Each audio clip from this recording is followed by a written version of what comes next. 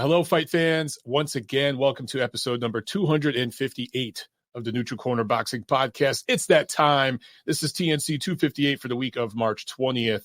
And of course, as always, I remind you guys, well, first, I am your host, Michael Montero, obviously, for theringmagazine.com.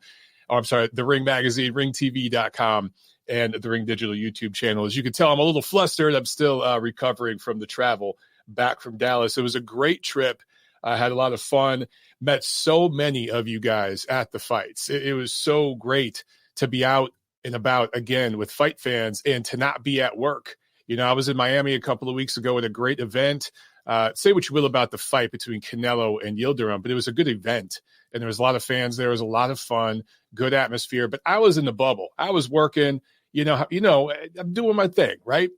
But this trip in Dallas, I was there with my wife, and we were just hanging out as fans. I did a little bit of work Friday night, covered that Rugby side card, which we'll talk about here in a few minutes. And it was just cool to be out with you guys and meet so many of you from all over the country and really from all over the world.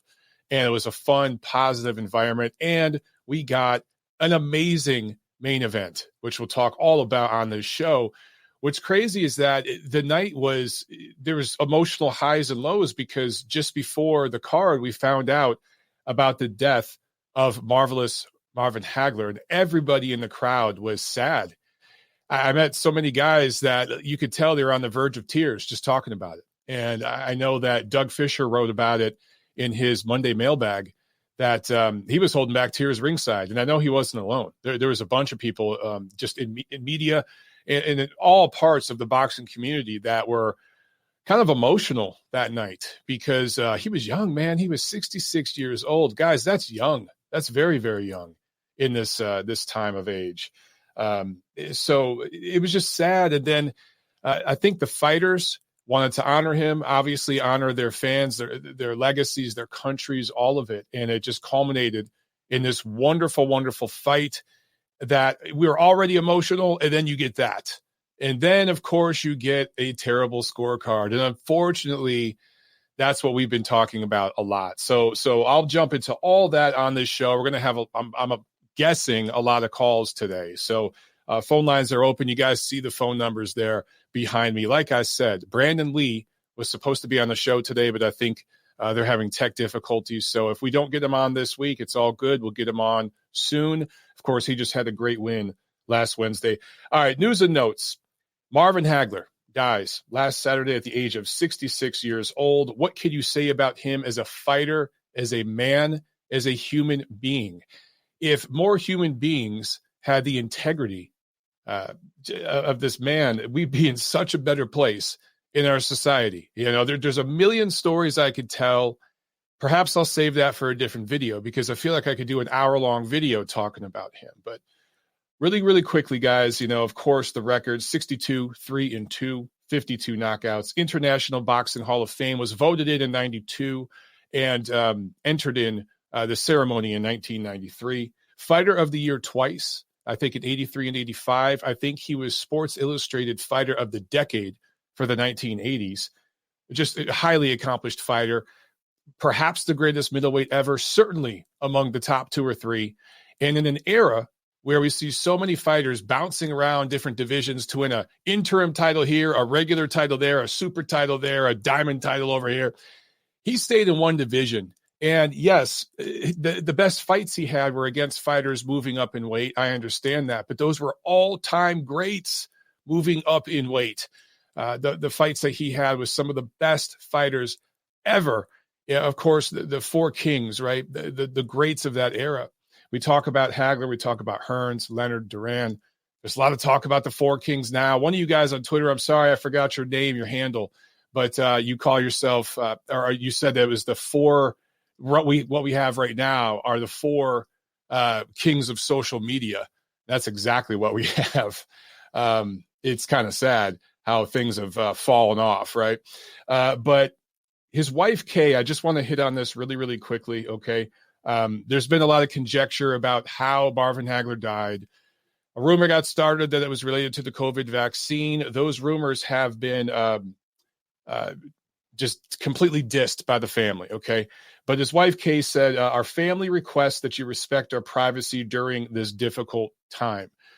So that's all I'm really going to say about it. Let's not, this isn't about how he died or why he died or anything like that. It's about the fact that he died. And maybe I feel this way because I recently lost a very, very close family member who has been my best friend for my entire life.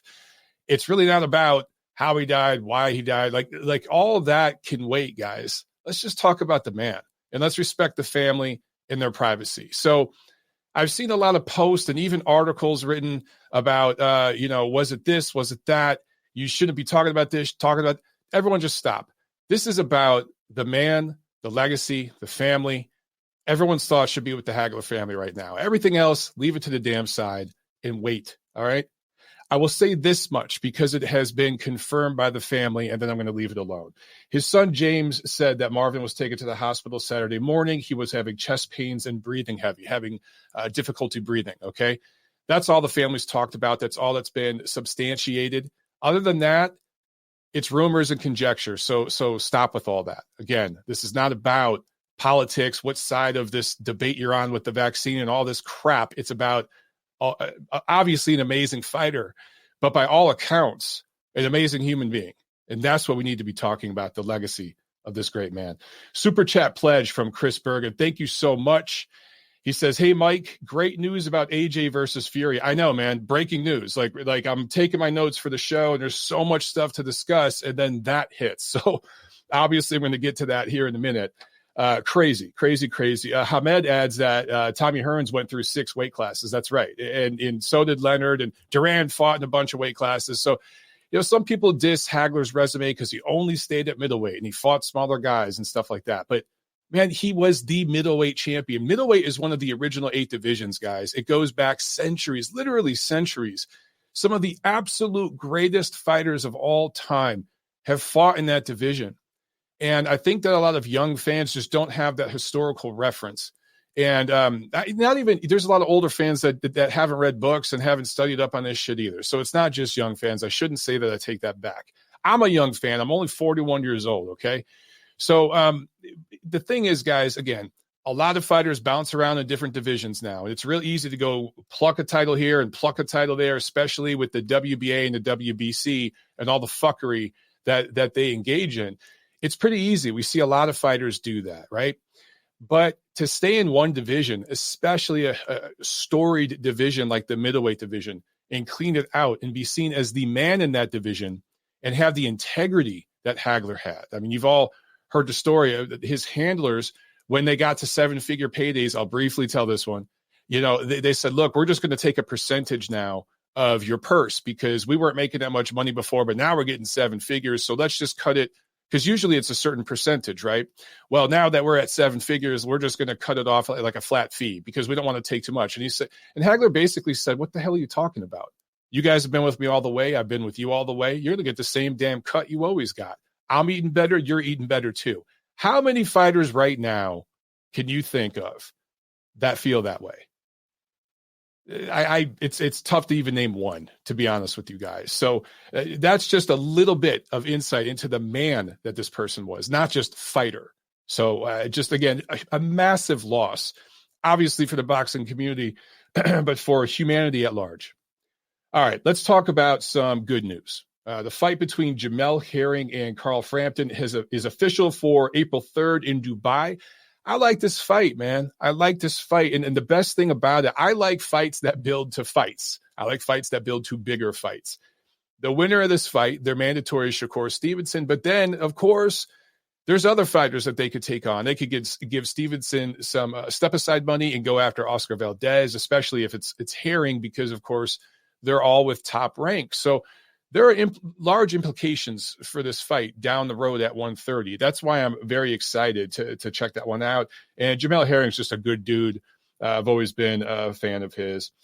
All right, let's get into this AJ versus Fury thing. Okay, so it was kind of announced today a little bit on ESPN. It's not like there was this huge grand announcement, but it was basically, I think Mark Kriegel wrote an article. And he didn't even really announce this deal. He basically said, I talked to a guy who talked to a guy, and here's a quote and everything else. So apparently there's going to be 2 fights, which I told you guys, that if these two are going to fight, they're going to fight at least 2 or 3 times. Don't be surprised if they end up fighting 3 times and then the winner ends up somewhere down the line fighting Deontay Wilder if he's even still boxing a couple of years from now. Very, very possible. And some of you guys don't like rematch clauses and you don't like these big deals where there's 2 or 3 fights packaged in. I get it. You have to understand, especially when you're dealing with multiple networks, that's just the era we live in, guys. That's what you're going to get. You're going to get. It's the same thing with Canelo and Golovkin. When that thing was announced, I told you the way that deal was structured. That's how this was going to be, basically a heavyweight version of that, right? All these big fights, this is a huge if Errol Spence ever agrees to fight Terrence Crawford, which I don't think he ever will, but if he does, that's going to be the same thing. We're just going to be a multi-fight deal built into that. That's just the era that we live in boxing, okay? So don't get mad at the 2-fight deal. I think that's just where we live in boxing right now, and I think that it's a good thing because it's still the top 2 heavyweights in the world. So unless there's a knockout in the first round, okay, if it goes the distance, which I actually think the first fight will, I think these guys are going to go the distance. It's going to be more of a tactical fight than you guys realize because they know what's down the line. The rematch, so the first fight will be a 50-50 split, but the rematch will be a 60-40 split. So knowing how big that rematch is going to be, they're not going to go in there guns blazing. The way Tyson Fury fought Deontay Wilder in that rematch, that is not the way he's going to fight Anthony Joshua. The way Anthony Joshua fought in some of his earlier fights where he just went out, balls to the wall, he's not going to fight like that. He's going to fight the way he fought Andy Ruiz in their rematch. That's what you guys are going to get. It's going to be high-level stuff, lots of skills. There's going to be explosive moments. But that's what you just know in the back of your head, guys. That's what this is going to be. First fight's going to be this summer. Second fight they're saying is going to be later this year. I don't know. I'm a little leery. Look, I think that these guys will end up fighting by the end of this year. I think the rematch is going to be pushed back to next year. A lot of this depends on COVID restrictions. Everyone's saying, oh, it's going to Vegas. It's going to Vegas. Really? If it goes to Vegas right now, they can't sell out the T-Mobile Arena or Allegiant Stadium, the new football stadium, American football. They can't sell that out because of the COVID restrictions, right? So you can't charge $5,000 for a ticket, which they would if it goes to Vegas. Hell, they'll charge a lot more than that. You can't charge those kind of prices if you can't guarantee the event's going to happen, all right? I don't know about you guys, but I've had about 50 events that I've been signed up to cover for either for boxing or just events that I wanted to attend in private with my wife or with my friends, family, fall through.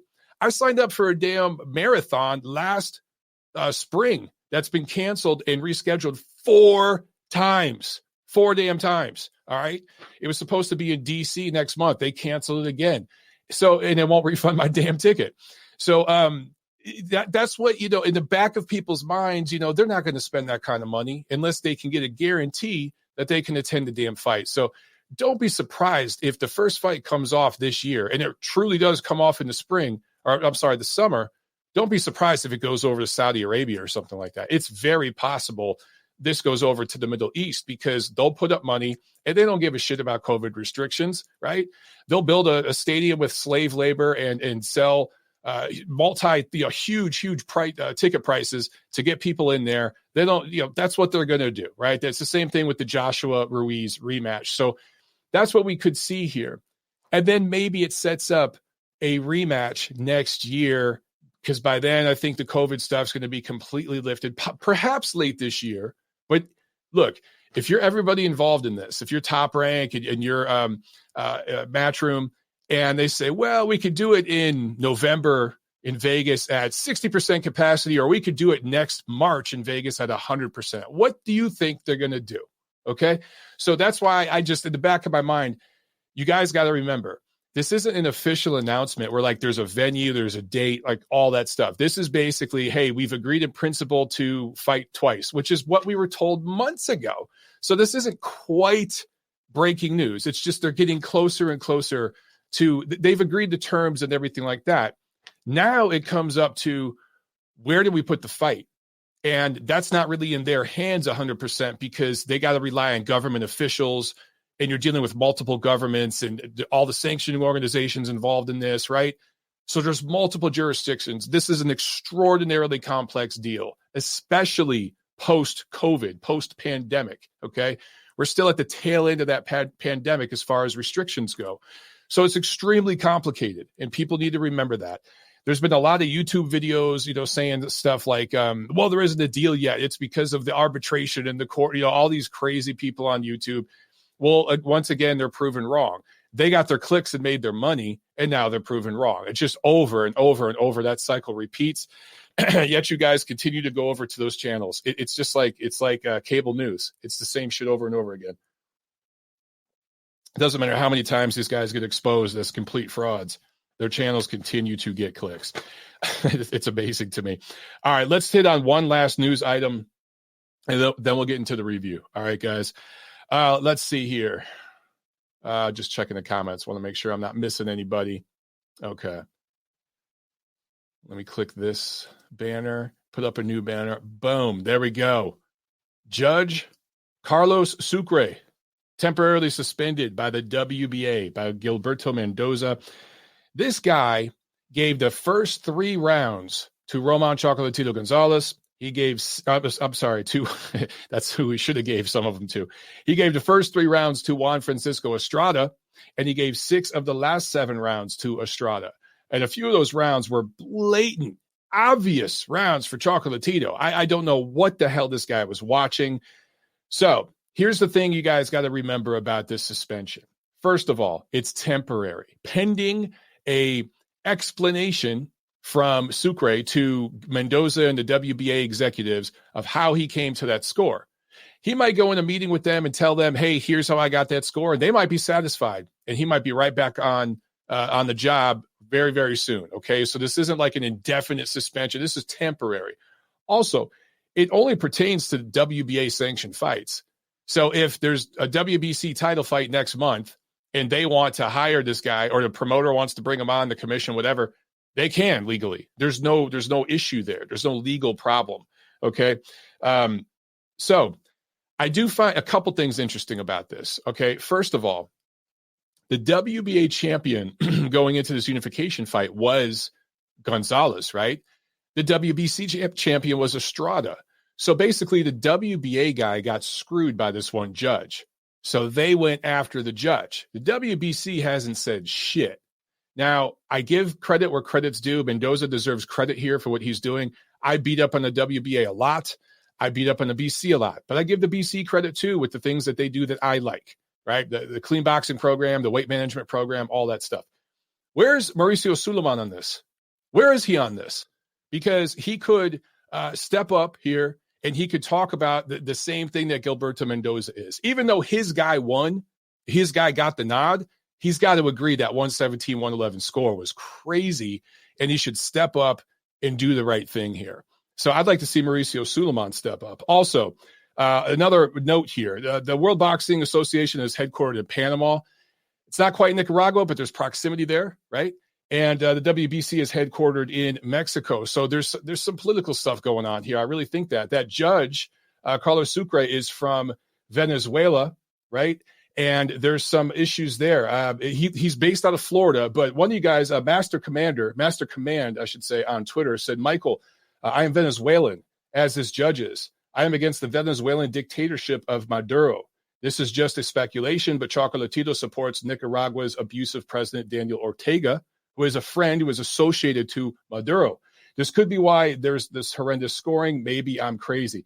So a bunch of you guys have been talking about this on Twitter, and there's been YouTube videos and stories about this specifically in Spanish language media before, about some of Roman Gonzalez's political ties and things like that. And some people think that might have a little bit to do with the bias in this man's scoring. I'll just say this. I tweeted it out earlier today, and then we'll move on. I think Brandon's here on the line, so we're going to get Brandon on here in a minute. But there were 4 rounds. I looked at the CompuBox numbers. I know you guys out there don't always like CompuBox, but hear me out on this. The 4 rounds with the widest margin of punch output, okay? I'm talking about not like 2 or 3 punches more by one fighter. I'm talking about 15, 20 punches more by one fighter over another. The 4 rounds were the 2nd, 3rd, 10th, and 12th. Estrada landed 147 punches, or I'm sorry, Chocolatito landed 147 punches, 32% accuracy compared to 87 punches, only 23% accuracy for Estrada. So you see, like, almost doubles the output, right? And he's more accurate. All 4 of those rounds, Sucre scored to Estrada. That just doesn't look good, man. I think in the 10th round alone, Chocolatito landed 36 punches. Estrada landed 13. And somehow Sucre gave that round to Estrada. Not a good look. So this dude needs to be investigated. This isn't the first time he's had a bad score. And I get it. There's some swing rounds in there. I understand all that. But when you give every single swing round and even the wide rounds one way, that's a bad look. That's a really, really bad look. All right, guys, let's jump over here. It looks like we got Brandon on the chat. So I'm going to pull him up here. Hopefully. Brandon, driving in the car, man. How you doing? Good. How are you? Good, good. All right. Can you hear me okay? Yeah, I can hear you just fine. All right. Thanks, man. I appreciate you. I know you're crazy busy. I appreciate you jumping on the show here. We won't take up too much of your time. I know you're driving, so we want to make sure that you're safe. Are you driving to the gym, or what you up to, man? No, actually, I was running a few errands. I just lost track of time. I was like, oh, shit. I had an interview. Let me hop in the car real quick. So I'm headed back home now. All right, man. Well, it's all good, man. I do that pretty much every day. My wife beats the shit out of me and keeps me honest because I forget things all the time. So real quick, bro, Brandon Lee, everybody, 22-0, 20 knockouts, 21 years old, coming off the KO3 win over Samuel Tea last Wednesday on Showbox. And I think you had like about 200 amateur fights, right? You had a pretty good amateur career. Could you talk a little bit about just your background in boxing? I know you got involved at a very young age. You followed your brother to the gym. Your dad trained you. Just for the fans who are just getting to know you, can you talk a little bit about your background? So my grandfather was a boxer. My uncles were boxers. And my older brother was a boxer. So it's a family tradition. And once I started boxing, I just never stopped. Yeah, and you won several, I think, national silver gloves tournaments, right? In your youth, right? You were fighting like in the junior championships and things like that, correct? Yeah. Okay. Yeah, I won the national silver gloves, I believe, 3 times. And I won the national junior Olympics 2 times. I won the national junior golden gloves like 4 times. The national PAL like 5 times. I had a great amateur career. And a lot of people don't know this about you, but you have a Korean-American father and a Mexican-American mother, correct? So you guys are all American, but you have that mixed heritage. What was that like growing up in California? Just a little background on me. I lived in Koreatown, Los Angeles for about a decade. And that's a common mix, man. I saw that a lot. Yeah. But I don't know if the part of California where you're from that you saw that a lot. Well, I'm originally from Northern California, so right. Not many very Asians where I used to live, unless you went to San Francisco or Sacramento. I was born and raised in Yuba City, which is 30 minutes north of Sacramento. So right. I really didn't see that many Asians growing up. And then I moved down to Southern California, to the Palm Springs area, when I was about 11 years old. And again, not many Asians. So my whole life, most of my friends are Hispanic. I mean, all my friends. And so, I just think I've been to the gyms, and actually I was training last week, and a couple of guys, they were talking about you. They saw the fight. They're like, man, that Asian kid could punch. And I'm thinking in my head, he is half Mexican. But I guess just a lot of people just don't realize that. But you probably have pretty good food in your house, I'm imagining, with both sides, right? Most definitely. I mean, I feel like I have the best of both worlds. Yeah, that's awesome, man.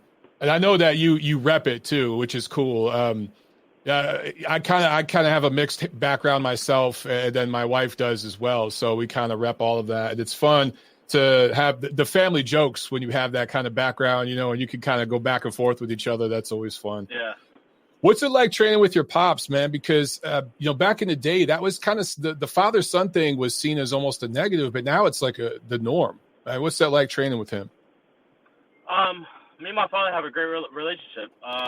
We have a great student-coach relationship. We have a great father and son relationship. So, whenever I get asked this question, I always tell people the same thing. The student should always respect its teacher, as a son should always respect its father. So I feel like that's why we never bump heads or get into it. Okay. Yeah, we just got A question here, a super chat question from Robert Palmer, who says, RIP Marvin Hagler, would love a Taylor versus Ramirez prediction from Brandon. Let's talk about that, man. We have a great fight coming up in a couple months between Josh Taylor and Jose Ramirez. How do you see that fight playing out?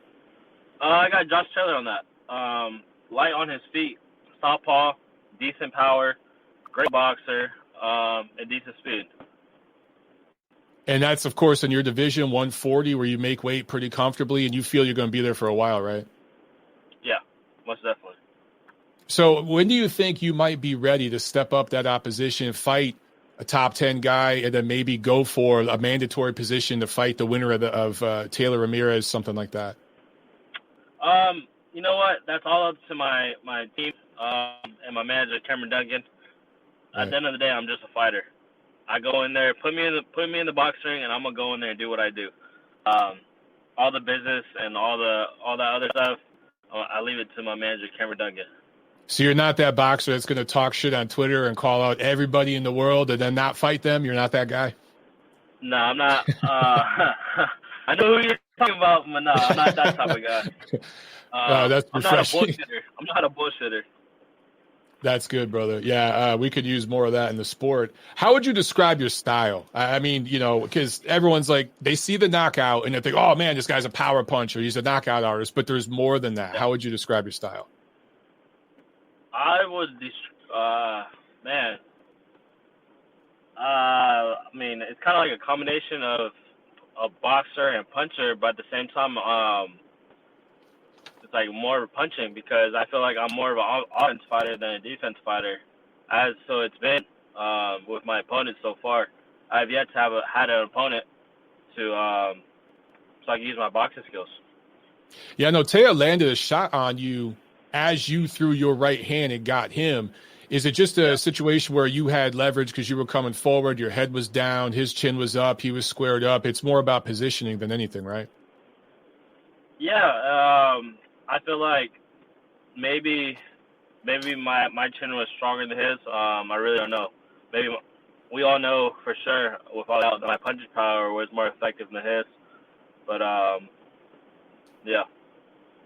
I won't take up too much more of your time because I know that you're running errands. But I want to talk real quickly about the fight last weekend, Chocolatito versus Estrada. If you gotten a chance to see it yet, because I know you were traveling and you had to get back home and everything.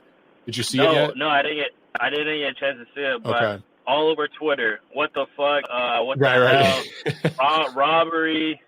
So I seen, but I seen robbery. Then I see, oh, that's a good decision. But they say, but that one card, I don't know the judge's name. Carlo Sucre. I was just talking about him. Yeah, his card was fucked. So I saw that WBA suspended him. So it was like mixed emotions. Yeah, I got you. I definitely recommend checking it out. It was amazing. I was there in Dallas. Just got back home to Atlanta like late last night, early this morning. 2 scorecards were good, like 15-13 either way was good, but that 17-11 card was shit. Luckily for you, you haven't had to deal with judges yet in your career, at least not in the pros. Yeah. I know maybe in the amateurs. How do you keep that out of your mind? Just shitty judges. I know you could say, oh, these 2 guys are my judges right here, right? But at some point in your career, there's going to be a distance fight where the judges are going to come into play. How do you not think about that and just take care of business? You gotta. I'm not leaving when I fight. I'm not leaving it in the hands of the judges. And that doesn't mean I'm going in there just to knock them out. It means that I'm going to dominate every round and make it clear. I'm not going to make the rounds close. I'm going to make it very obvious and very clear that I'm dominating the round. I'm dominating the fight. Gotcha. So we can't get any predictions from you as far as when you're going to be back in the ring next, or is this Cameron Duncan working on that and you're just doing your thing? Last time I spoke to Cameron was about 2 days ago, and he said he's working on it as we speak. Okay, so maybe in the spring, something like that. Probably soon, right? Because you've been fighting 4 times, 5 times a year recently. Yeah, so I would say I'm back in May or June. Okay. Are you back? Yeah. When are you back in the gym? Did you train today? Or you taking some time off? I'll be back in the gym on Wednesday, so 2 more days. So I take a week off, and I'll be back. Nice. All right. Well, real quick, before I let you go, let everybody know where they could follow you on Twitter, Instagram, all that good stuff. You guys can follow me on Instagram and Twitter at Brandon_Lee. That's BRANDUN_Lee. All right. Thanks you so much, Brandon. And we'll talk to you again soon, brother. Have a good one. Thank you for having me. Peace. Yep. All right. There he goes, guys. All right. So, we got another super chat here. Let me jump to that real quick. Adam Guarno on the super chat. Thank you so much. He says, Mike, with 2 exclamation points, not 1, but 2. Lots of love to you. Question: 4 kings of this era: Chocolatito, Estrada, Cuadras, and Rungvisai. I think so. I think people have been talking about that a lot on social media. I think so. I think that there's certain guys that do a lot of talking on Twitter. Maybe most American fighters. I hate to say that. As an American fight fan, you see that a lot. That a lot of these guys are just calling each other out on Twitter. They're not going out there and just doing their thing. But the one thing about Doug Fisher talked about this in his mailbag today, which I highly recommend his Monday and Friday mailbags. Obviously, some of the most just consistent work in boxing that you guys can depend on every week. And he always shoots it straight. By the way, I don't know if I mentioned this before, but he was ringside working that event. That's why I wasn't working that event, because Doug called it. And of course, Doug calls the shots. So he was there working, but it's all good because I got to drink beer. I was there as a fan. Thanks to Jim Boone of KO Tickets, by the way, for taking care of my wife, Tiffany, and I. We sincerely appreciate that. But Chocolatito, Estrada, Cuadras, Rungvisai, these guys have all fought each other. I think they have fought each other 9 times right now. And you know that by the end of this year, you're going to get number 10 because Rungvisai is now lined up as the WBC mandatory. More on that in a minute. So it's either going to be Estrada and Rungvisai, or I think that's the third fight. That's a rubber match between those two. And then, or you're going to get the third fight between Estrada and Chocolatito. If they decide to do it again. So either way, you're going to get a third fight. I shouldn't say rubber match, a third fight, because Rungvisai has beat Chocolatito twice. So, these dudes fight each other. They're not saying, no, you got to come to this side of the street. Yeah, you got to come over on my network. You got to come to my country, right? These guys are from different parts of the world. They're all traveling and fighting here on these international shows with fighters from all over the place with multiple promoters most of the time. And we've seen them fighting on different networks, different platforms. So that's so refreshing to see. That division is stacked. Don't forget about Ioka. He's there too. Don't forget about Ancajas. I know he's been quiet recently, but don't forget about him. He's right there too. All those guys in the mix, man. So yes, those guys are absolutely the 4 kings of this current era at that weight class. There is absolutely no doubt about it. Let's get into this fight review, guys. Let's see here. Playing with my banners. Still learning this technology. There we go. Starting off with actually, we're going to skip back to last Wednesday. Let's talk about Brandon real quick. We just had Brandon on the show. Mohegan Sun Casino. It was on Showbox. He scores a KO3 win over Samuel Atea. So he stays perfect. He had 4 fights in 2020. After 5 fights in 2019, 2018, he just said right here, he'll probably be back in the ring in May. Good stuff.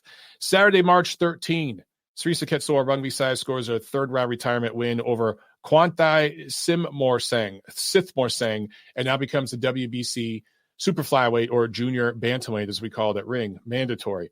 And then we jump to PBC on Showtime. From Connecticut. On the undercard, Kudratio Abdukokarov, an Uzbek native, scored a retirement 3 win. He is a prospect to keep an eye on. He is now 18-0 with 10 knockouts. But in the main event, David Benavidez makes the super middleweight limit, which is great. Great to see. He was in shape. He was motivated for this fight. Scores a TKO 11 win over Ronald Ellis, the first time Ellis has been stopped. This, of course, was a WBC eliminator because even though David Benavidez has repeatedly disrespected the WBC, they are desperate to get a title back in his hands. They want an all-Mexican WBC showdown down the line between him and Canelo Alvarez. They would just love that. So now he wins that WBC eliminator, improves to 24-0, 21 knockouts. Listen, when David Benavidez is on his game and he makes weight the right way, he was on weight days before the weigh-in for this fight. He was in immaculate shape. And he went out there and beat a good, experienced fighter, not at the elite level, but he's a world-class fighter, Ronald Ellis is, took care of business. When David Benavidez is on his game, he is the best super middleweight in the world, not named Canelo Alvarez. He is a level above Caleb Plant. He is a level above Billy Joe Saunders, 2 levels above Callum Smith and the rest of the field. So he is the guy currently at 168 that we all want to see Canelo Alvarez fight. Will that happen? Who knows? After Canelo dispatches Saunders in May, which he will, the one title left at that weight is the IBF title, and that's Caleb Plant's title. Caleb Plant don't want none of that Canelo smoke unless he's getting an obscene amount of money. And Canelo's side, DAZN's side, is not going to overpay Caleb Plant. They're not going to do it. That overpayment's going to have to come from Uncle Al and the PBC side. And they're only going to do that if they can go on pay-per-view. That's how they've been overpaying their fighters the last few years. So that's what you're likely going to see there. But are they going to just let Caleb Plant fight against Canelo Alvarez? I don't know. But here's the possibility, okay? What if they offer a 3-piece with Canelo? PBC does. And they say, look, we'll give you Caleb. You can take his title, boom. But you got to do a 3-fight deal with us. After him, you got to fight Charlo. Charlo will move up to 68. You fight him. After him, if you beat him, then you get Benavidez. In PBC's mind, they're like, hey, we know Canelo's going to beat Plant. But just if somehow Charlo pulls it, I think Canelo would wipe out Charlo too. But if somehow Charlo wins that fight, then they got Charlo versus Benavidez at 168, all in-house at PBC. If Canelo beats Charlo after beating Plant, then they can have him fight Benavidez. So that's a 3-piece deal there that they could work out. Canelo is a promotional free agent where he could bounce out and do that. So we shall see. It is possible. If a deal like that could be worked out, and it's written specifically in the contract, those 3 fights, not just an open-ended 3-fight deal where they can fuck around and throw out some bullshit fight right in the middle of it, I'm fully in support of that. All right, so if they step up, PBC does, and offers 3-fight deal that makes financial sense, and all 3 of them go to, let's say, PBC on Fox pay-per-view, and it's Plant late this year, and then early next year it is Charlo, and then late next year it is Benavidez. I'm all for it. Set that shit up. If this was the 1990s or something, that's the level of fights we'd be getting, okay? And it wouldn't all be pay-per-view. But if we get those fights, I'll gladly support pay-per-view on that because that would be a terrific, terrific setup. Can it happen? I just don't know. All right, we got a couple calls here I want to jump to because I know we're going to have a lot of calls today. So we're going to take a quick break in the preview, and we will jump to, after these calls, we'll jump to the Matchroom card in Dallas, all right? Because you guys know I got some opinions on that, but I know you do as well. So let's jump over to these phones. All right, first we have 818. 818 on the chat. You're on the show. 818, what's up?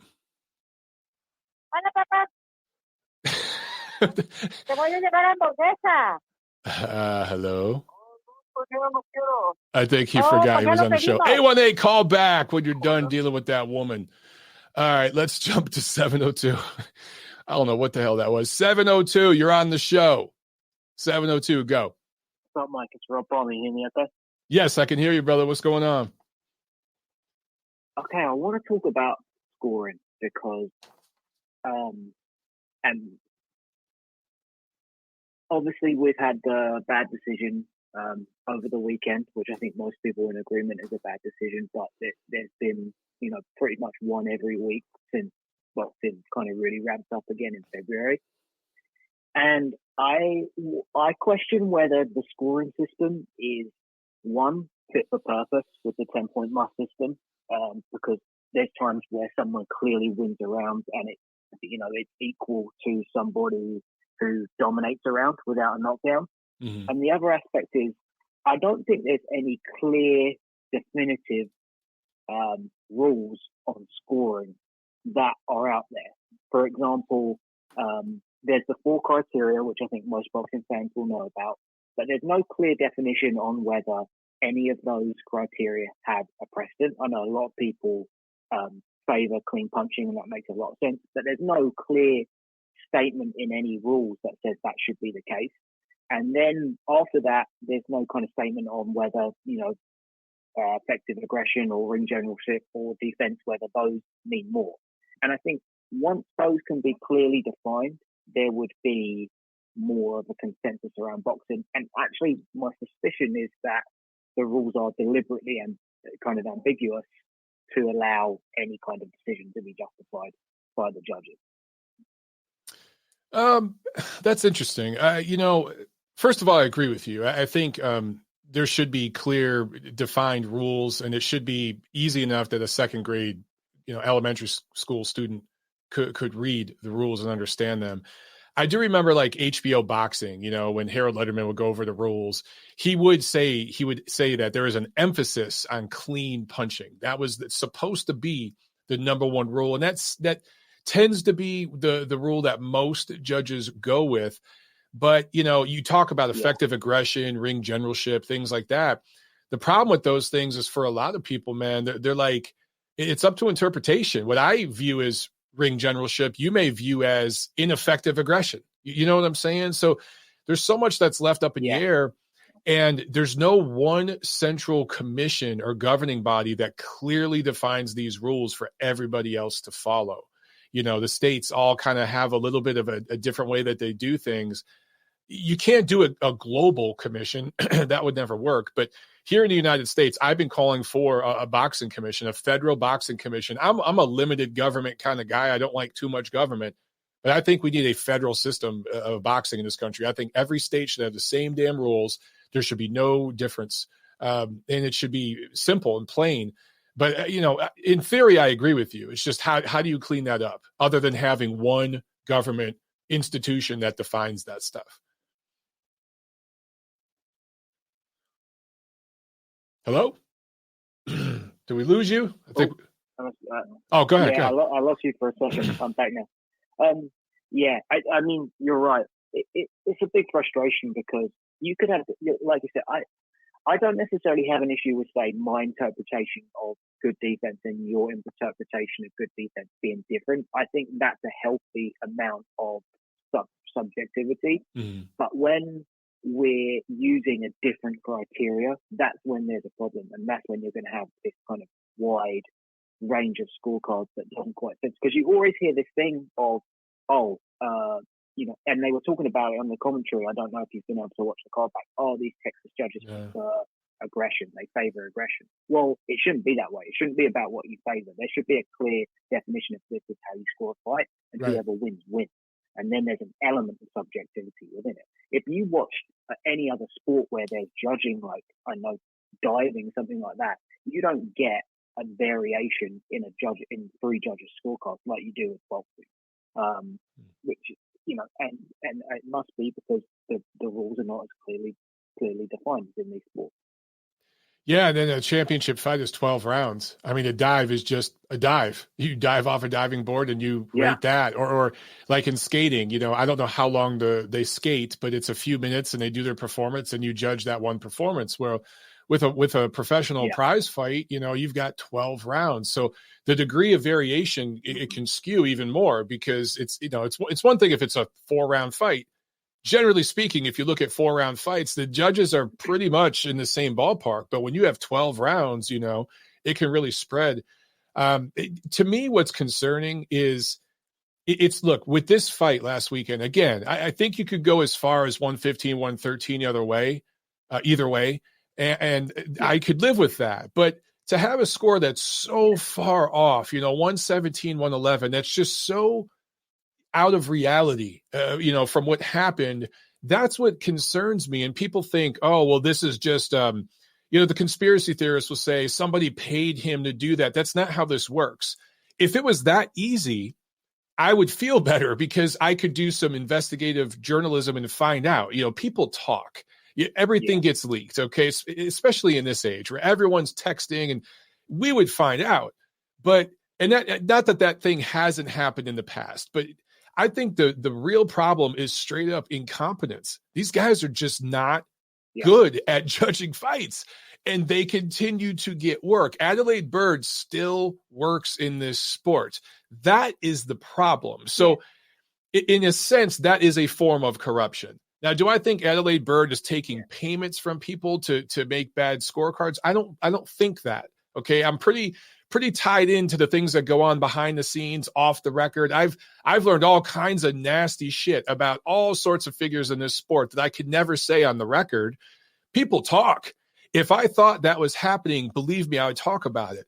I just think that there's just incompetence, and I don't know how to fix that other than the fighters and the promoters and the networks refusing to let some of these judges work on these cards. Sorry to go on that rant, but I just, you kind of inspired that rant out of me. No, it makes a lot of sense. It's just a shame. And look, I don't fall in love with my own scorecard. Like, I watched that fight delayed, so it was gone midnight by the time I watched the fight.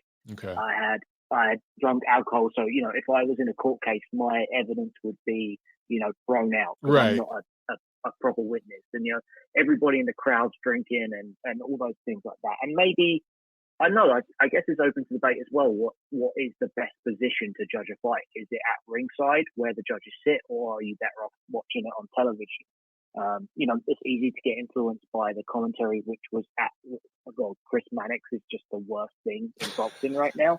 But but all these things are, all these things are open to debate, and it'd be nice to have a real conversation. I mean, you have these conventions that the WBC and all these people throw, and things like, this would be the kind of thing that could actually be discussed, and it would be amazing to have. But, that's a great point. That's a great point. I don't see it changing anytime soon, unfortunately. No, I don't. And you bring up a couple of outstanding points. I mean, at these conventions, which I don't get invited to anymore because I've pissed them all off so much, they basically just sit around and eat and drink and, pat themselves on the back and talk about how great they are. That's what I've seen. They'll throw out a few awards and everything, but even those awards, they're really self-aggrandizing. As far as how to score a fight, it's interesting. I've shadowed the commission. I've done press row scoring where I've been sitting on the ring apron. And I've also, of course, been ringside for a million fights in the press section. I've been up in the press box in certain events where they don't have media ringside. They have us up in the press box. And then in this situation, I was center ring. Maybe I was in row J. So maybe that's 10 rows up. I had an amazing view.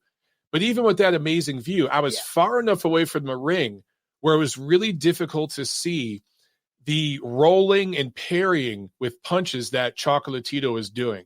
It was really difficult to see that stuff. The judges really, from my experience, the judges have the best view in the house. When you're right up on the ring, you hear everything, you see everything. Sometimes the fighters have their back to you, and that's when you can't see, okay? But other than watching on TV, which you're going to get the best views because the fighters will always be in front of you on TV. In person, the judges have the best view in the house. So for them to fuck up all the time, just it baffles my mind, brother. But I got other calls, man. I'll give you the last word and let you jump out. But I got to jump to some other calls here. Just obviously, massive respect to Marvin Hagler. I don't think many have encompassed what's great about the sport quite like he did. So, absolutely, brother. Couldn't have left it on a better note, my man. Great call. Thanks, Mike. All right, have a good one. All right, there he goes. We got a couple calls here to jump to, but I want to get to some of these super chats real quick, guys. We have a super chat from Faust. Thank you so much.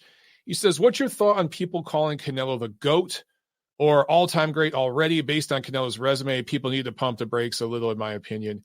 Hell yeah, you are absolutely correct. Thanks again for the super chat, but the greatest of all time, that's ridiculous. Okay, that's the people that called Mayweather the greatest of all time or Pacquiao. Ridiculous. You guys need to read some books and like learn some stuff, okay?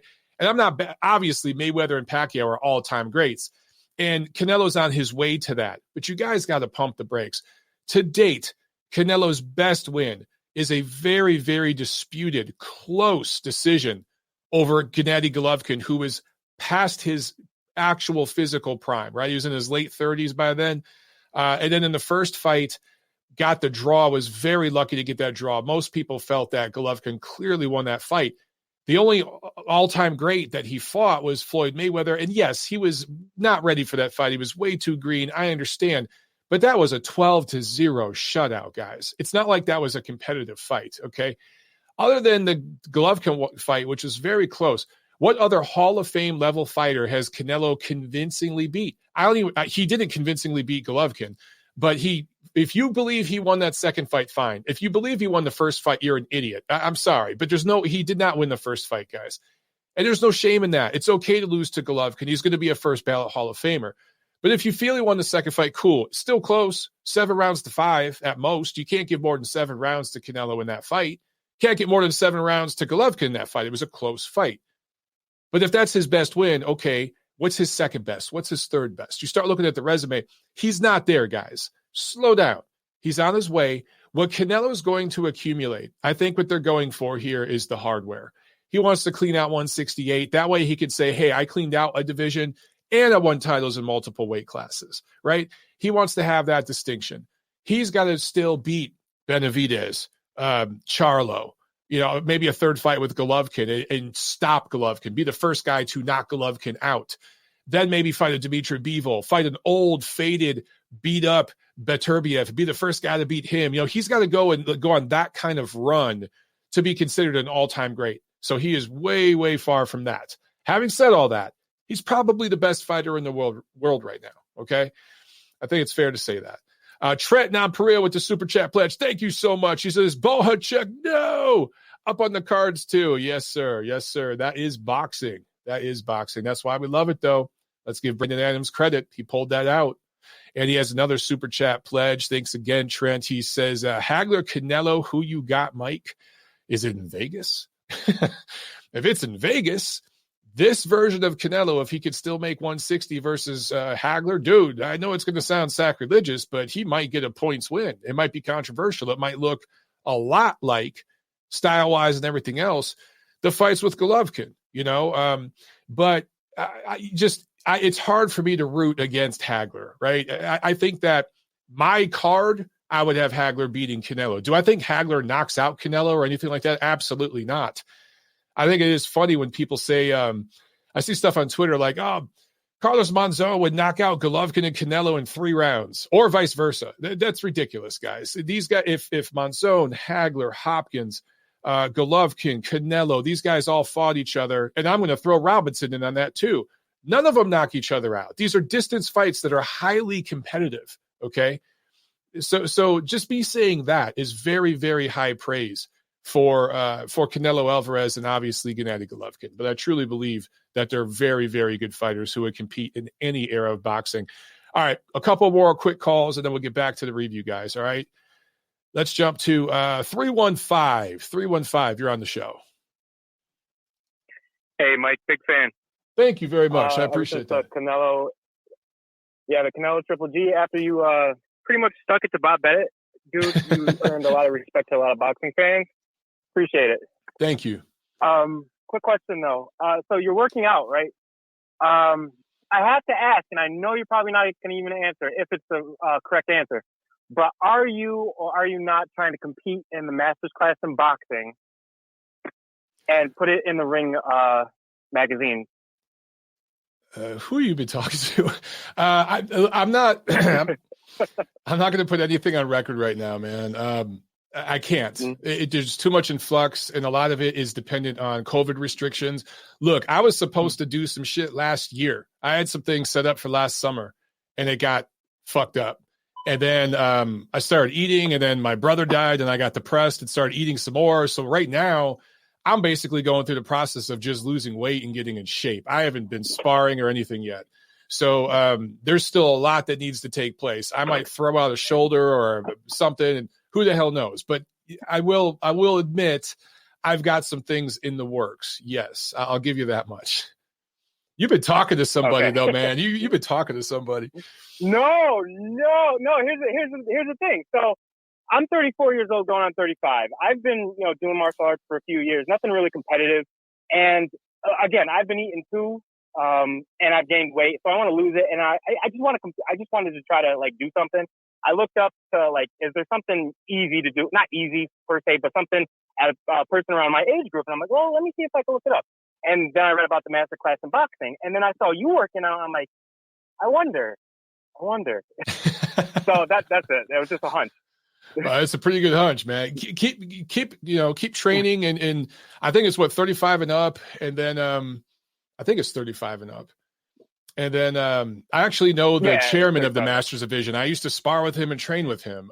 He just happens to be here in Atlanta. So, but I'm working out at a different gym that's much, much closer to where I live now. I'm working with a great coach. So there's a couple things, I want to do not just one thing, but a couple different things. And now with everything that happened with my family that we've been through, I'd like to kind of channel all that into something positive, but there's a million little pieces that got to line up, So I don't want to jump the gun and make promises I can't keep right now, but just keep it up, bro. Keep it up.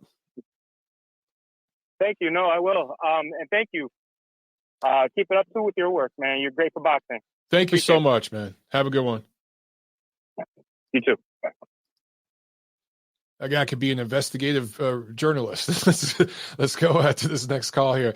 813, you're on the show. Marquise, man, how's it going? Marquise, what's up, my man? How you doing? Pretty good, man. Hey, let me reference back a caller a couple of seconds back ago who was mentioning commentary on the zone. On the record, Chris Mannix is a fucking idiot. Let me explain. In this World Championship fight, Estrada, right? They favored aggression, right? I'm just going by his commentary here. Set the world record for most punches in favor of Chocolatito. What result did we get? Well, what did Chris Mannix say? I for the record, I'm not for or against Chris Mannix. I have not seen the broadcast yet. So but you're not the only guy saying that. There's a bunch of people I've seen on Twitter just going off. What did he say, man?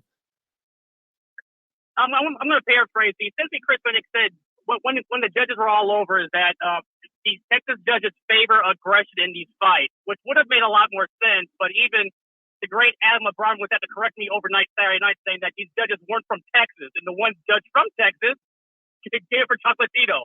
So that's problem one. Problem two, Mike, and you were there this weekend. Up and down these fight cards, there was that one judge who got these cards wrong. It's not just this fight as well, as you well know. Raymond Ford got jacked up. Ammo Williams almost had a 77-75 in the one-way traffic. You can pick your poison on all of that. So with the zone commentary stuff, but the one thing that concerned me about that fight more than anything else is that it's a sad state of affairs, Mike. When in terms of having judges being reprimanded, the WBA has to check in and suspend people. Yeah, I didn't expect that, man. That's what I was talking about earlier.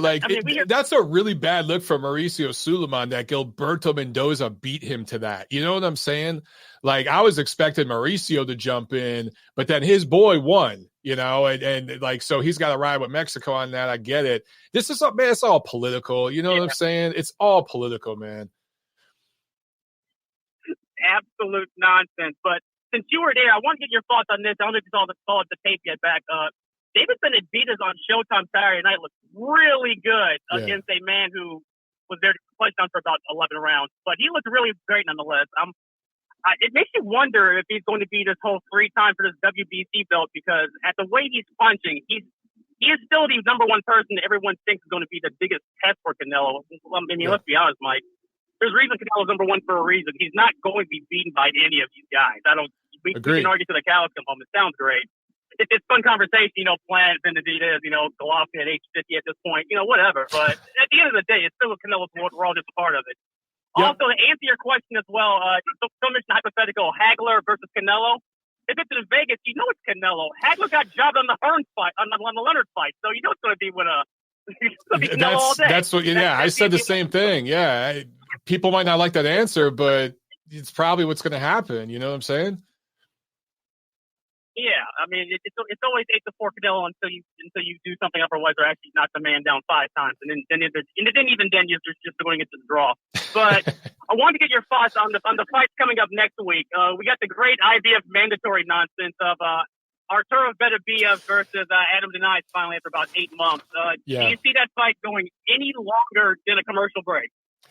If it does, that's a moral loss for Beterbiev, man. I mean, Denis, I was just looking up his resume. Born in Russia, based in Germany, so he is a Russian. So it's a Russian versus Russian thing here. But dude, he just hasn't fought anybody on this level. So this should not. This should look like Canelo Yildirim. That's what it should look like. Yeah, you're being nice, like this guy sucks. This guy also lost to Fang Meilong as well. So he did. Yeah, he did. Whatsoever. Who's technically undefeated. All right. Technically, right? I think he's undefeated. But yeah. You're right. Look, you said it, not me. This should look like Canelo versus Yildirim. That's how this fight should look. Oh, man. But, yeah, looking forward to seeing Beterbiev in action, though. He's the one guy, I saw him in Philadelphia when he faced Kovacic, when that's pretty much the media and the guys out there for the fight. He's impressive at age 35 going on 36, man. I still think he's a problem at 175. I don't know who's left for him. Lord knows there isn't much else. He's not fit. That's the one thing I hate about boxing, Mike, is like I can sit here and give you all these hypotheticals and fancy booking, but it's like, all right, Beterbiev Dibble. When's it going to happen? That's the problem, man. Cool. When's it Look, if Fury Wilder 3. Cool. When's it going to happen? When is it going to happen? I know, man. That's the problem right now, and it's getting worse and worse. And it is. There are times, man, where I get fucking fed up, and I kind of unplug for a day and just don't look at my tweets or anything because I'm like, I can't keep looking at these dudes call each other out on Twitter and troll everybody because that's basically what they're doing. It's just a massive cock tease. Look, right now at 175, that's not a loaded division. But if Bivol fights Ramirez, Gilberto Ramirez, and then after that fights Beterbiev, those are good fights. I'd sign me up for that shit. And that could all happen this year, but damn well it won't. And that's the problem. No. It is what it is. It makes you wonder it is what it is. And I know we're all waiting for fans and money, and fans bring money. So I get all of that. We're all playing the waiting game. Want to leave you with this, Mike. Looking back on this year during this past year, because it's been a year that pandemic got anniversary, blah blah blah, yada yada. What's the one fight during this pandemic card that you like the most, and why is it Teofimo Lopez versus Lomachenko? Well, that's obviously the best one. There's been a few moments, right? I mean, here's the thing, dude. Like, as great of a moment as that was, I feel like a lot of momentum has been lost, I'm glad Teofimo Lopez is getting paid. But that's going to Triller. It's in Miami. Okay, it's interesting kind of, but all the momentum's gone. When Povetkin came back against White, that was an incredible moment because we thought that White was about to finish him. At least I did. But that rematch was anticipated. Now the luster's kind of been taken off that, like the momentum. Like, I just feel like I get it. We've had this pandemic and it's fucked things up, but let's get going now. Like, it's time, that seemed to be the mood of everybody in Dallas. Like, people, like I was just, talking to fans and stuff, and everybody was just ready to go. They're like, come on, dude, let's get going with these fights. And Canelo Saunders isn't it, like we need some real fights. So hopefully we get Fury Joshua later in the summer. That would be huge. That would be interesting, and I hope we get something along those lines. I do want to leave you with this, Mike. I saw on Twitter, Manuk Alpan was tweeting about it. He was doing some spots for PBC on Fox. So despite people's efforts, there are some PBC on Fox cards coming up. I don't know what they are, if they're going to be worth anything. Knows. But if they're bringing in, Lord knows with that, but they're bringing in people to do interviews and talk about them. So we're at least guaranteed at least 1.5 fights. Yeah, we got something. Well, we know we got a massive pay-per-view between Ruiz and Areola, right? And so, God. And that's, dude, I'm not trying to beat up on anybody, but you cannot be a programmer, you can't charge for that. What's up?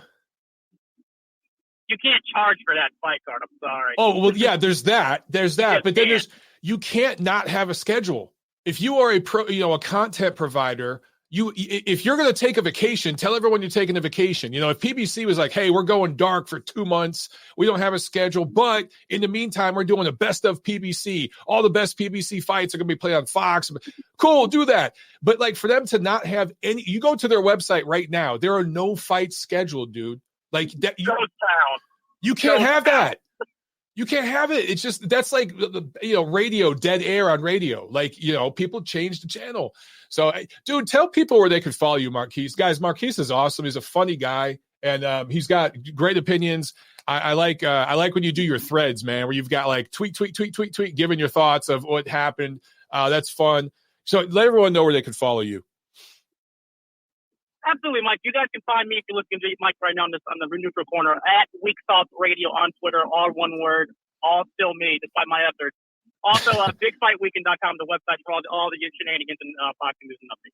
Awesome. Hey, we'll have you on the show as a guest soon, brother. I got a few things lined up, but after that, maybe next month we'll have you on the show as a guest. Absolutely. Hope we'll have some better fights that aren't, Lawrence Okolie and Vergil. Yes. Yeah. I hope so. All right, man. Have a good one, bro. You too, Mike. Thanks, man. All right. There he goes. Yeah, man. Marquise is a funny guy. I like him. All right. One more call, guys. And then we will jump back to the review. All right. 617, you're on the line. Go. How you doing, Mike? This is Andres from Fort Worth. Long-time listener, first-time caller. Awesome. What's up, brother? Can you hear me? Yes, I can hear you. Well, cool. Just before you get into the review of everything you saw in Dallas, I just kind of wanted to get a sense of, I grew up in Grand Prairie. I'm here from the DFW area. Like, how did it compare to what you've seen in other fights? And with everything going on in the pandemic, does it seem like there will be more bigger fights coming to the DFW area? Yeah. Well, first of all, you guys are going to have a lot of fights this year. You're going to get a lot of fights.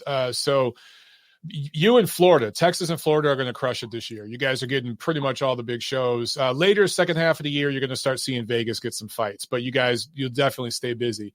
As far as what I thought of the area, man, I've been to Dallas a few times, and I like it, bro. Me and my wife were talking. We're like, man, I like Dallas better than Atlanta. Like, we just moved to Atlanta a couple years ago, and just the look and feel of it and the vibe. We hung out a little bit Sunday after we checked out of the hotel. We walked around for a few hours, and we hit a few bars, and we found this park right in the middle of the city. I can't remember the name of it, but there was all these trails and just like stone steps and everything, and it was a jogging trail. Yeah. Mm-hmm. So I like Dallas a lot, bro. I definitely will be back there more to visit. It just seems like a really, really nice area. Do you think they're coming back for the fight in Fort Worth, the Vergil Ortiz Sucre fight? I can't. Somebody else grabbed that assignment. So, they have to kind of pass around the assignments a little bit. I can't get all of them. So I can't remember who got that assignment, but no, I won't be there. I'd love to be out there. I'm super excited for that fight. That's a really good fight. I might have to do a live fight party for that one. Yeah. He's same hometown, Grand Prairie. So Grand Prairie boy, I remember going to the fights in his homecoming fight and seeing the fights in the ring and seeing the fights in the stands. It was a good time. Those are always the best, right? That's why it's fun, man. I remember talking to Vergil. I do have one. Oh, go ahead. Oh, no, go ahead. I was just going to say, I remember talking to him years ago, man. And he mentioned Maurice Hooker years ago when I first talked to him, when he was still kind of under the radar, because I said, like, who would you like to fight? And I mentioned Maurice to him because I knew he was from Dallas too. And he was like, dude, I want to fight that guy. And so now we're seeing it. So, like, he's been looking at Maurice Hooker for a while. I'm expecting a big performance from him. Oh, yeah. I'm expecting a big knockout myself. That's what I'm rooting for. One last question, if I could. I know that here in the DFW area, we've been building up more rooms to host events, boxing and MMA. It's kind of growing here. And I know in the past, you talked about how the demographics of the fan base are changing. It's shifting to the south, to the west, And in Arlington, there's a room that's being built now for weekly club shows. It's under construction, so weekly shows, less than 500 people. We got the universities where they have their little basketball stadiums for like less than 4,000, and then obviously Jerry World for the big event. Right. With everything starting to go up here, I'm a little worried about the way the Texas Commission is, and I'm wondering. I saw your instant reaction earlier, and it seemed like the fans, the booing fans, even the Mexican booing fans, like they were honest fans, and they were respectful of what was done in the ring, and they seemed very knowledgeable. But it doesn't seem like we can get that out of the commission or the judges. Is there anything up here in Texas can do to put pressure on them to get better, or is it just kind of like they need reps, or what? Because if we're going to start bringing big shows here, I just don't want to see us screw it up. Yeah, that's a really, really good question, man. And you're right. The fans were booing, and it was interesting to see. I would say that place was 75% for Estrada, Mexican-American fans cheering Estrada in the beginning. By the end of that fight, man, they were giving a standing ovation to both fighters, and they were booing that one scorecard. They weren't necessarily booing the winner of the fight, but they were booing that scorecard. And it's so great to see honest fans, man. And it was like a playful rivalry because you heard chants of Nicaragua, chants of Mexico, and they were going back and forth, but it was out of love. It wasn't, I didn't see any fighting or anything like that. So it was cool to see that respect. And then as far as the commission goes, yeah, what's crazy, dude, that was a big card held in Texas, right? I think only one of the judges was from Texas. So what does that tell you? That tells you that the promotion did not trust Texas ring officials. They wanted to go down there because that's where they could put on the event, but they did not trust ring officials. Most of the judges on that card were from outside of Texas. It is up to the commission to step up. And that's kind of been an insular family-run commission for a while with the Coles and everything. So I think it's up to the fans, man, like to email these dudes and call these dudes and say, listen, man, you got to step this shit up. Like people just got to put pressure on them. I don't know if that's happening right now or not. And maybe I can do some digging and find some email addresses for you guys and some numbers. But when you see like them putting on a show like that in Texas, and I've noticed that of a few shows, I want to see who the judges are for this one coming up this weekend. But they're not using Texas judges, bro. They're not using Texas. Sometimes they use Texas refs, but not all the time. And that tells me they don't trust the ring officials there. So, the commission needs to step up big time. Yeah. Okay. That makes sense, man. Well, thanks a lot, man. Thanks a lot. Doing good work. Keep it up. Thanks a lot, brother. Have a good one. Bye. There he goes. All right, guys. We're over an hour in. I knew this show was going to be long, and we're just now getting to this review. Let's see. We're at an hour and 12 minutes in. Writing my notes here just so I can remind myself. Let's get into this, guys. Let me go back to my banners and put it up. Boom, there it is. Juan Francisco Estrada, split decision win over Roman Gonzalez in Dallas, Texas. Estrada improves to 42-3, and Gonzalez falls to 50-3. By the way, my man Steve Kim in his 3 Knockdown Rule podcast with Mario Lopez, and when they were previewing this matchup last week, they were talking about these guys' records, and there's a couple losses. And he goes, you know what? That's how you know these guys have been somewhere. They've done something because there's a couple losses on those records. That's how you know, like, there's a little gravity to those resumes, and I completely agree. These are the kinds of records. When I look at numbers like 42-3, 50-3, and I know all the championships these guys have won, I respect records like this so much more than records like 35-0, 25-0. I don't give a shit if you're undefeated. Get out there and fight the best. You're going to take some L's. You're going to take some lumps, but you'll keep on going forward, right? We thought Gonzalez was done after that knockout loss to Rungvisai. Guys, I was a stone's throw away from that. I felt the punch, okay? I didn't just hear it. I could feel the vibration from it in my gut. It's one of those like punches, right, that you feel it. I could feel that punch, the reverberation. And when I saw him take that shot, I was like, holy shit, this man's career is done. He's done as an elite level fighter. It was sad because when that happens, when you see a great fighter and now they're past their best, it's sad, right? And here we are years later, and he may have beat Juan Francisco Estrada last weekend. And just 2 days ago, what am I saying? Just 2 days ago in Dallas. It was Saturday, right? It's been 48 hours. Just 2 days ago, he might have beat one of the top 10 fighters in the world. That's pretty damn amazing. Let's talk about this fight. Chocolatito, one thing I do want to mention before, just a couple of numbers. I forgot to mention this before. Chocolatito does not have the same power at 115. I think that's evident. This guy was a really strong puncher in those weight divisions, at flyweight and under. Very, very strong puncher. But he's had 8 fights now at 115. He has 3 knockouts, 3 stoppages in those 8 fights, and 2 of them were against lesser opposition. One was only against a top 10 guy. Okay, so that's a 37% knockout percentage since moving to 115. The other 45 fights that were at 112 or below, his knockout percentage is 84%. And you look at the names he fought, that's impressive, right? So at 115, Chocolatito is a distance fighter against the elite. He's a distance fighter. It's going to be 12 hard rounds, and he's got to be in shape for that. He's got to be living the lifestyle outside the ring so he enters camp the right way. And you could tell he did that for this fight. He took this fight very, very serious. By the way, look at the names since he's moved to 115. Estrada, Wangek, Quadras, Khalid Yafai, even Moises Fuentes, who's not like an elite level guy, but a pretty respectable fighter. I mean, those are the guys he's fought since moving up to 115 late in his career. That's pretty amazing.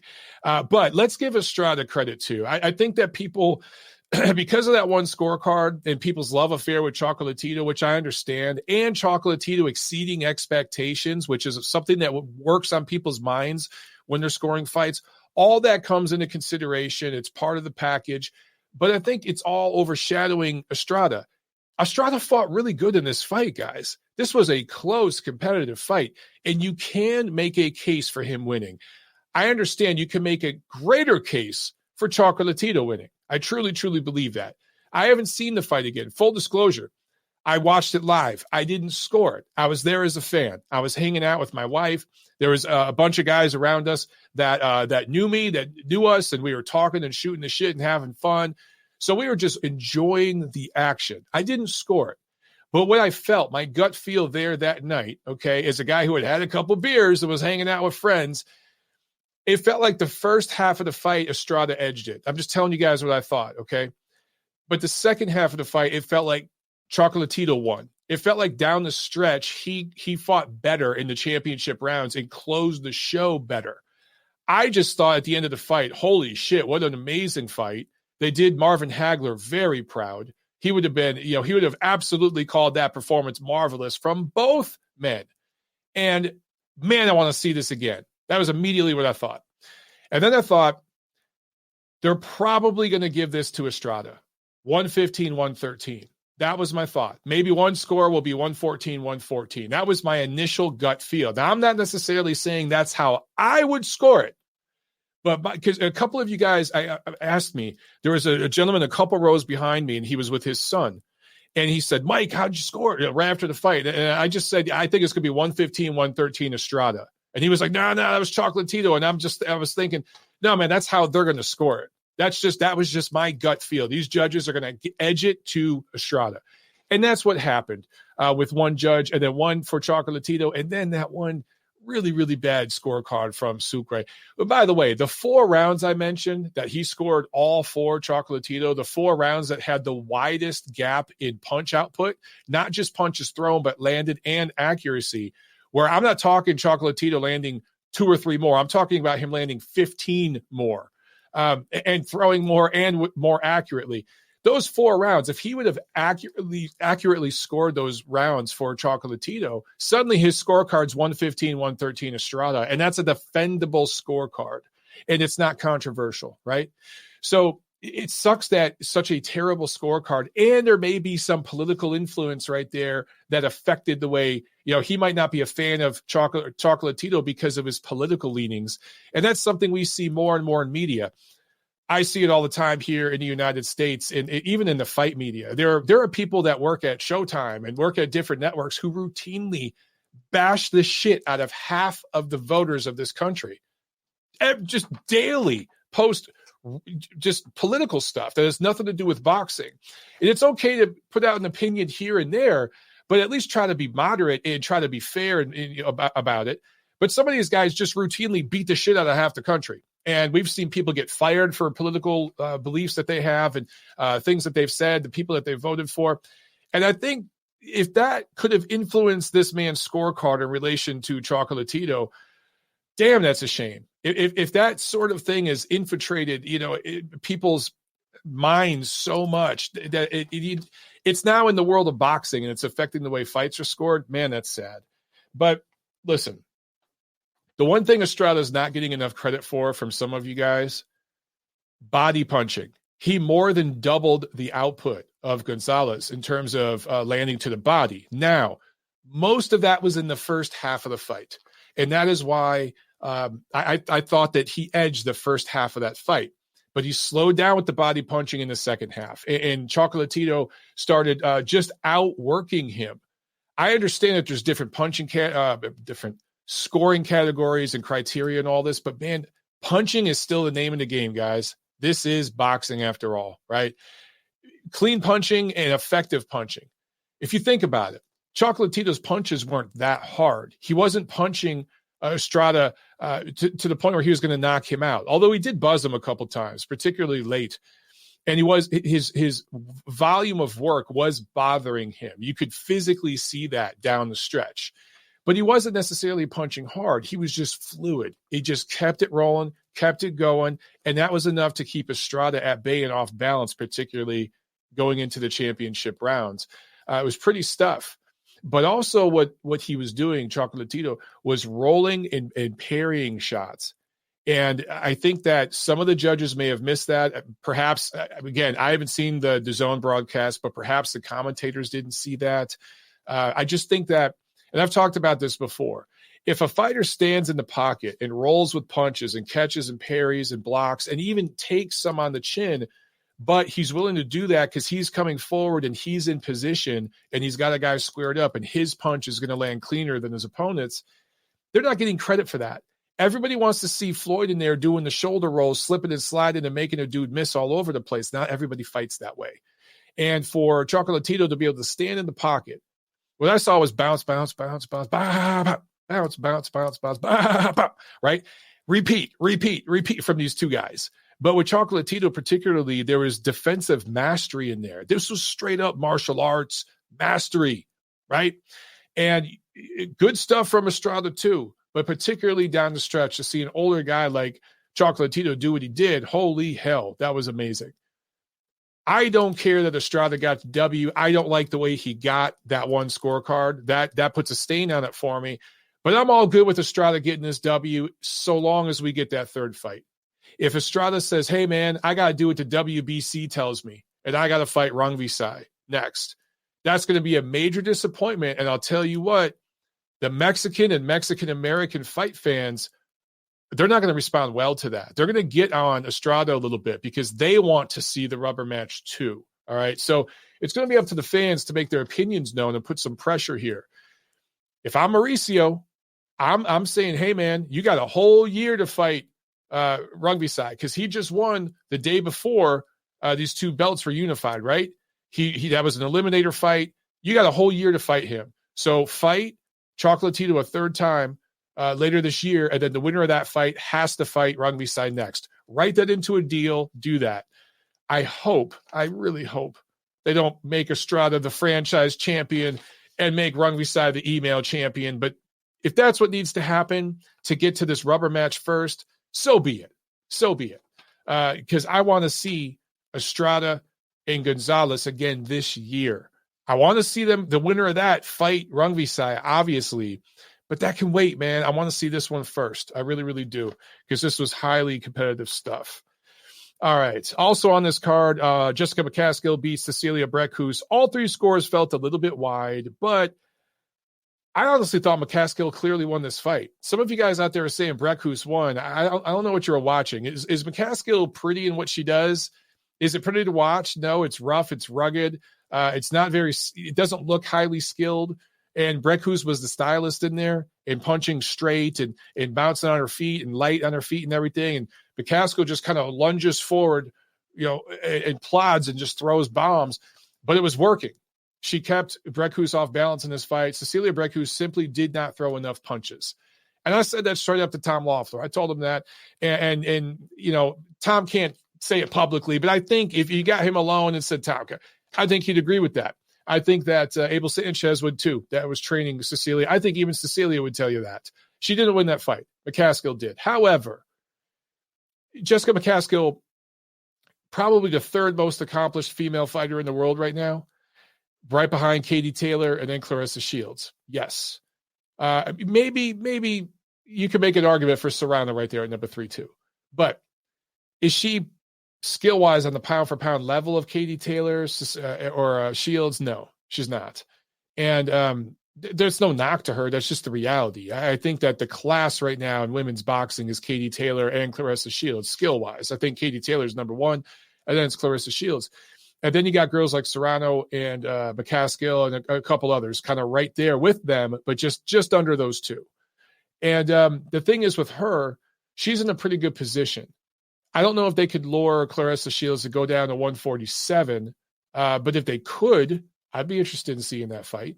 I'd like to see the rugged style that McCaskill has in there against Claressa Shields, a little weight drained. That'd be kind of interesting to see. I'd watch that fight.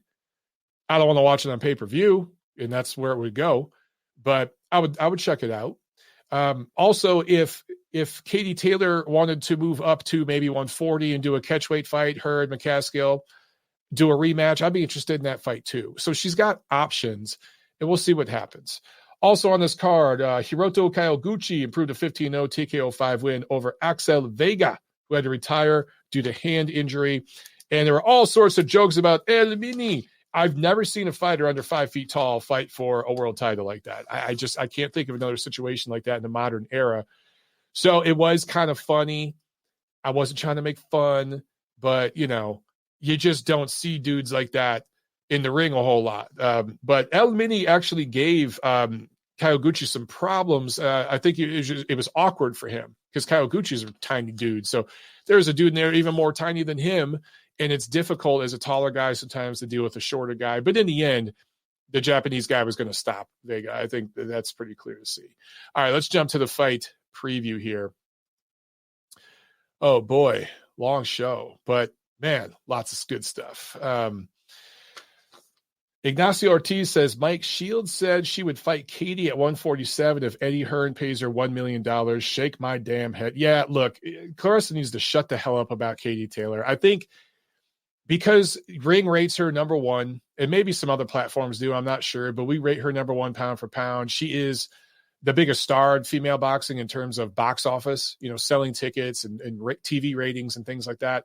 Maybe that's why Claressa is calling her out. Maybe it's somewhat of a nationalistic, ethnic thing to a certain degree too, why she's calling her out. Maybe they think it makes it more marketable. I just have zero interest in that. I mean, Claressa Shields is basically a middleweight squeezing down to junior middleweight right now. If she really could get down to 147, I'd much rather see her fight Jessica McCaskill, who's a bigger girl, more rough, rugged, and has the welterweight hardware. So if you're going to fight there, do a one-off there, do it for the undisputed welterweight championship of the world. That truly would be pretty damn historic. And if she could do that and then move back up in weight, that would be pretty interesting. But I don't want to see her fight Katie Taylor. I'd like to maybe see Taylor fight Serrano, see her fight since McCaskill beat Breckhus. I'd like to see that. Fight McCaskill again. She already beat her at 135, but 40, 47, something like that. So there's a couple fights I'd like to see, but that's just one of them I'm not interested in, man. Oh, super chat pledge from my man John Uden. Thank you so much. He says the biggest accomplishment of Canelo's career was getting the super middleweight division moving. And where is Serrano? Taylor fight never happened. Yeah, you're probably right about Canelo. If he cleans up super middleweight, he'll become the most famous super middleweight champion ever. A lot of stars have kind of stopped by the super middleweight division or just skipped over it. Remember Bernard Hopkins, right? He went from 60 just right to 75. He was like, I don't need to fight at 68. Screw this. And just went right to 75. And there's been other guys who have done that, or they've made a pit stop like Roy Jones, on their way to 75 and stuff. So if Canelo stays there and cleans it out, kind of sets a precedent there. That's good stuff. As far as Serrano, I see her posting stuff on social media all the time. I think she's got a fight coming up, but I honestly don't know because the thing with Taylor never happened, and that looked like it was more on her side. It didn't look like Taylor was ducking her or anything like that. So the onus is on her. And after that thing fell apart, she talked a lot of shit. Her side talked a lot of shit about Taylor's side. So the onus is really on them to try to clean that back up and get that deal. It's not on Katie Taylor's side because from their position, they're like, dude, you talked a bunch of shit after you flaked on us. Fuck you. That's their position, and I don't blame them. All right, fight preview. This Thursday, March 18 in Puerto Rico. Golden Boy Promotions, NBC Sports Network. Alberto Machado, who is from Puerto Rico, fighting Angel Fierro, a Mexican-born fighter who fights out of San Diego. Machado, of course, former title holder, had those 2 KO losses to Andrew Cancio in 2019. I will be covering this event for ringtv.com, so look for my recap there, all right? I got you guys covered. Friday, March 19th, there's a Telemundo card from Florida. And MTK Global has a card in the UK that was picked up by ESPN Plus. You can check those out. Saturday, March 20th, we have 3 different events around the world. Let's start over in Russia, in Moscow. ESPN picked this card up. Artur Beterbiev going up against Adam Deans, who my man Maurice talked about earlier in the show. He kind of said it all. I'll just leave it at that. So Beterbiev, look, this fight should look like when Canelo fought Yildirim. That's the way this action should look. Uzbek prospect Azizbek Abdugufurov. Wow, that was a tough one. 13-0. He's also on this card. What I would like to see is Beterbiev destroy his opponent and then call out Dimitri Bivol and say, listen, Bivol, me, you, let's consolidate the titles. Let's do this thing. Get in the ring with me. I'd love to see that. I like fights that build to bigger fights. At Wembley in London, Matchroom on DAZN, Lawrence Okoli, 15-0, the 2016 Olympian, going up against former title holder Krzysztof Glowacki for the vacant WBO cruiserweight title. The last time Glowacki from Poland fought was a TKO3 loss to Mariusz Bredius in 2019. He had no fights last year. So I like Okoli to win this fight and claim the WBO cruiserweight title. Can Okoli be interesting? Can he be exciting?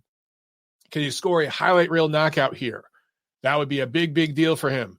Okay. Again, you got a guy that you're fighting coming off a TKO loss from almost 2 years ago. He's been stopped a couple times. Step up, my man. Get him out of there. Give us something to talk about.